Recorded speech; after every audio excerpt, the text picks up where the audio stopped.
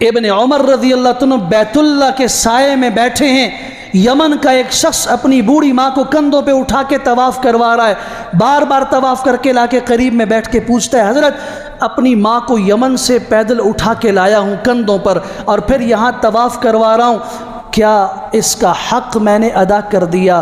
فرمایا پیدائش کے وقت اس کی جو ایک آہ نکلی تھی اس کا بھی تو ساری زندگی اس کو پیدل اپنے کندھوں پہ اٹھا کے پھرتا رہے، اس کا حق نہیں ادا کر سکتا۔ یہ صحابی رسول فرما رہے ہیں ابن عمر رضی اللہ تعالی۔ اگر اللہ سے رحمت کی امید ہے اپنے ماں باپ کے پاؤں دھو۔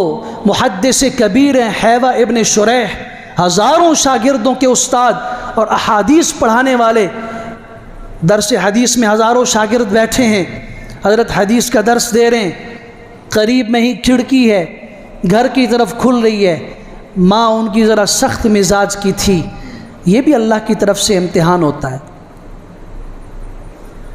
پردہ ہٹا اور محدث شاگردوں کو حدیث پڑھا رہے ہیں، ماں کی ڈانٹ کی آواز آئی، حیوہ مرغیوں کو دانے کون ڈالے گا؟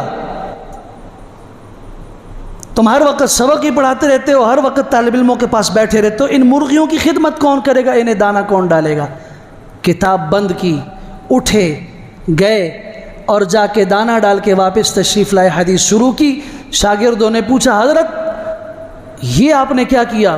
فرمایا میری ماں ہے، وہ سخت مزاج کی ہیں، اگر میں تاخیر کر دیتا تو کہیں ایسا نہ ہو جو حدیث کی خدمت میں کر رہا ہوں وہ اسی کی دعاؤں کا صلہ ہے، اللہ اس سے مجھے محروم نہ کر دے۔